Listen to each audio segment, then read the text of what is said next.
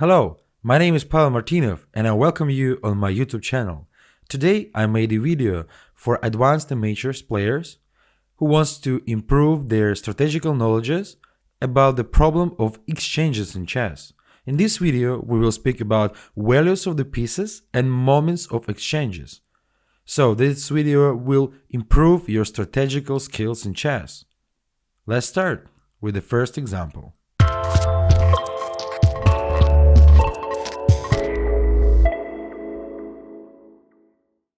In first example, we can see that the position is still in the opening, but we have already a critical moment, and we have a possible exchange. Should black take on c3 right now, or it's too early? What do you think?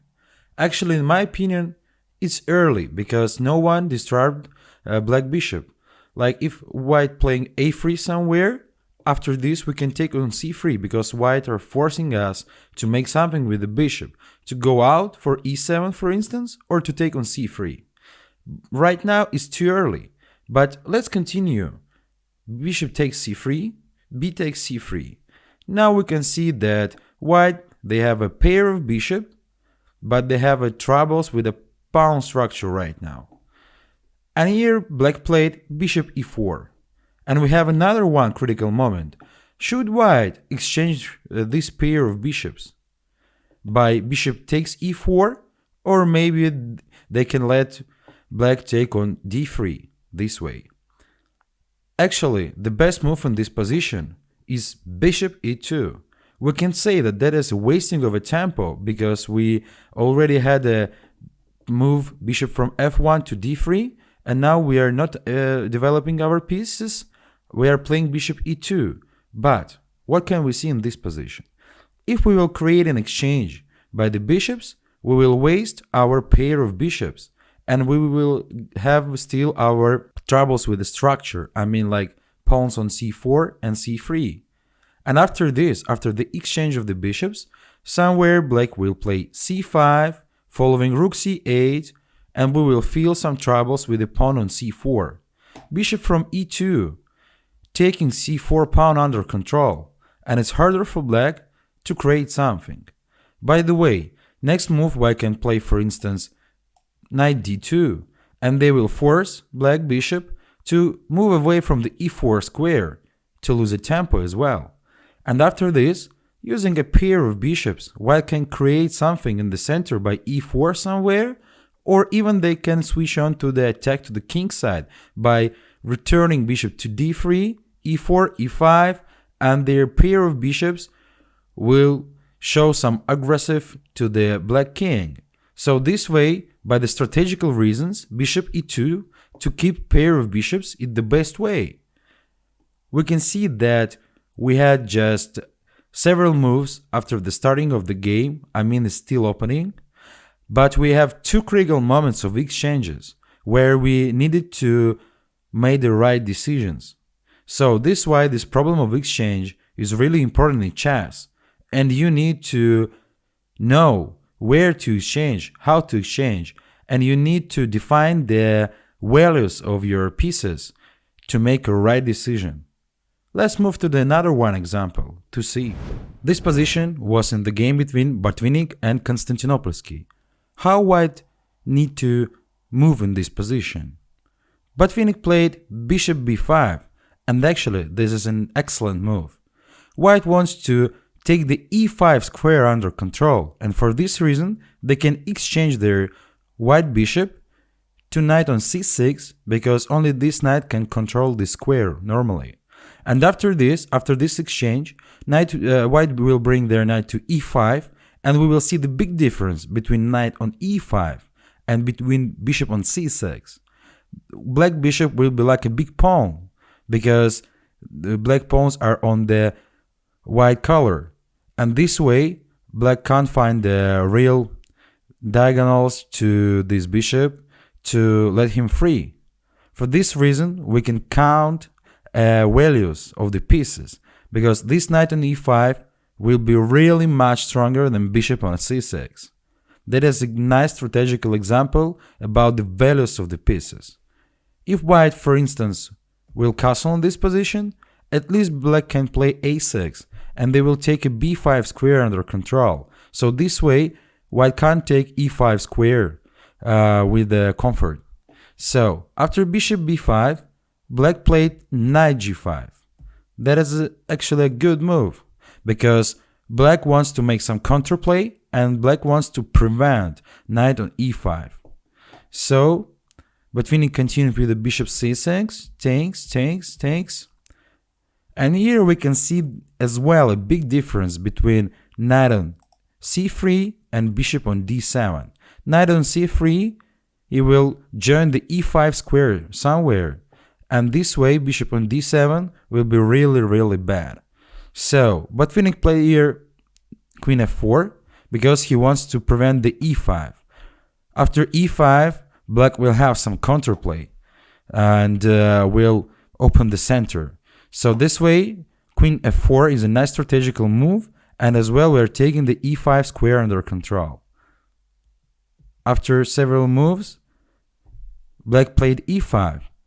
Actually, it's really nice trick because they want to use the dynamic factors of their position. By static, black are really bad because somewhere I will bring this my knight to e5. So this way, dynamic factors, black need to use them to create some counterplay. So queen e5, actually, it's really more clear than takes on by d4 pawn to e5. Just because after this, black can play, for example, g5 with some weird counterplay on the king side, following, for example, with f4. So Botvinnik doesn't want to make some counterplay for his opponent, and this way is forcing the queen exchange.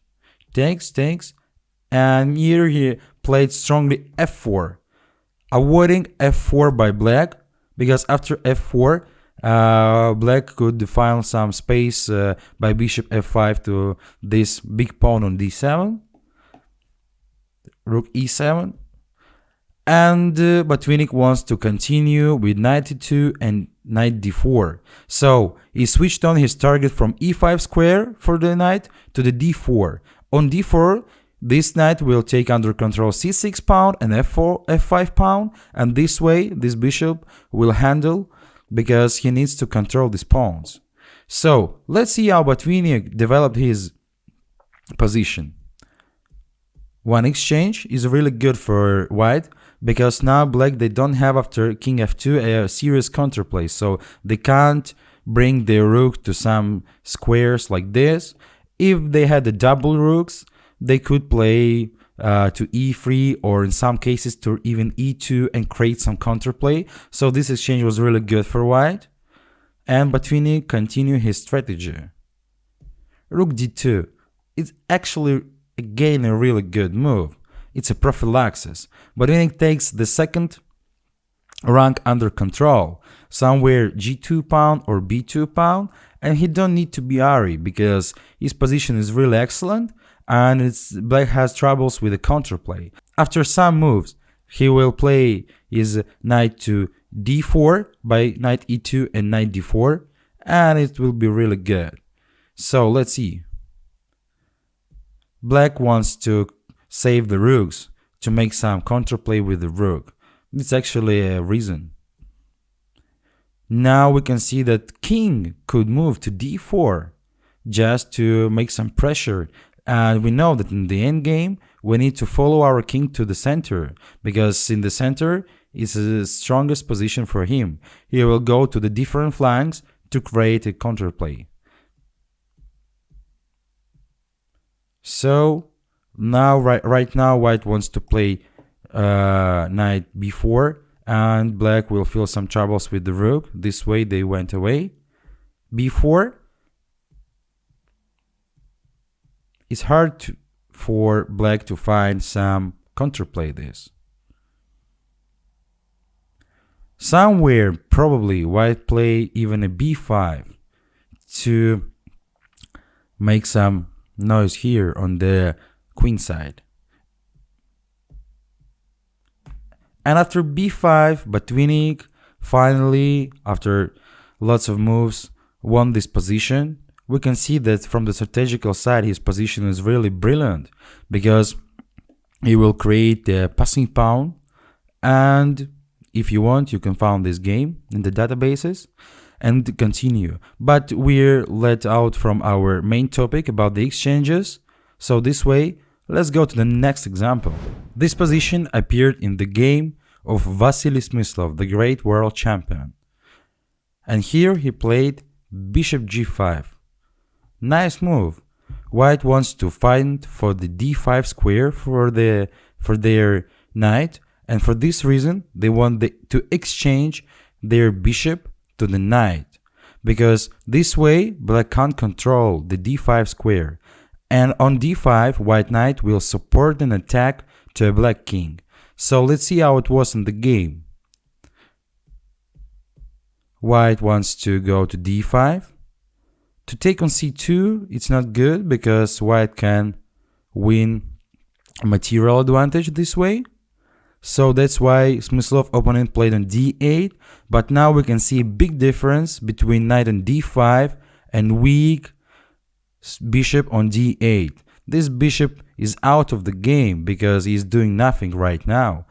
But white knight wants to support an attack on the king side. So c3, white wants to save a pawn on c2, and as well this pawn is good on c3 because this pawn is cutting black bishop more. And after several moves, white goes to attack rook f3. Maybe he will bring the rook to g3 or h3. We can see that black king is quite alone. It's hard to defend for black against the white attack. Smyslov continued with the nice tricks. After king h8, he played f6. The idea is to open black position, and after g takes f6, queen h4, we can see that here white attack is really dangerous. And Smyslov really easy won this position. So we can see how it was.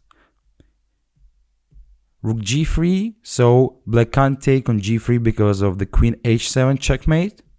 He took on f6.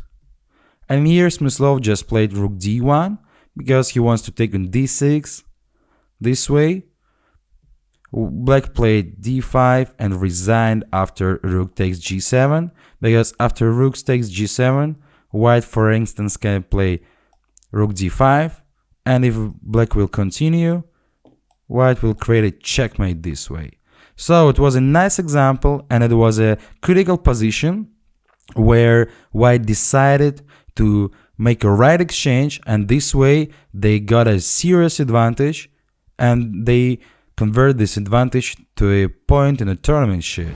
How to play for white in this position? In the game, Grandmaster Portish played bishop a3. He wants to exchange these bishops to underline the weakness of a black squares like e5 and c5. That is a nice trick and a nice exchange.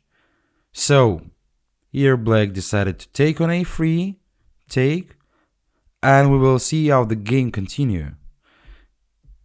Now white wants to fight for the c file. h3. It's a good move because we don't need to forget about the window for a king, just to be sure that we will not take a checkmate on the first rank. So be careful with this. And you can find on my YouTube channel a video about the prophylaxis, where we are speaking about the windows in chess as well, as a kind of a prophylaxis. So, how the game followed? Let's see. a5, rook a1. White wants to bring rook on c1 to exchange the rooks and take a c file under control, for example. Queen b5. Now we can see that the pawn on a5 is really weak, and white wants to make some treatments around this pawn. Queen d8, bishop f1. Again, a nice prophylaxis move, just because we can't take on a5 because of a tactical trick, rook c1 check. White must to take on c1, and they will lose their queen on a5 this way. So be careful with such tactical tricks, because it's a nice tool to defend the position for the weak side, and for this reason bishop f1 is a good move, because now wants to take on a5, black won't have a move on c1 with a check. So black played knight e4, queen a5, takes, and we can see that white, they have an extra pawn, this pawn is passing, and it's a completely winning position for white. Black played knight f2, like a last tactical chance to create something on the board. Right now, white can't take on f2 because of the same tactical tricks, rook c2, with the losing the queen of on a5. This way white played rook c1, they wants to use a pin. So now black can't take on c1 because of losing a queen. Black played knight h3, and after g takes h3 they resigned just because they will lose more material. White right now have an extra piece, and this is completely winning position for white. So in this video we saw several examples of the exchanges in chess, and we discussed the topic of the exchanges and the strategical moments about this. Of course, we have lots of types of exchanges and situations on the chessboard. You always need to count the strategical principles. I hope that this material that we had in the video will help you to deal with this problem on the board in the real tournaments. And if you want to learn more about chess strategy and about exchanges as well, you can take a private session with me. Feel free to contact me. Love chess and have a nice day.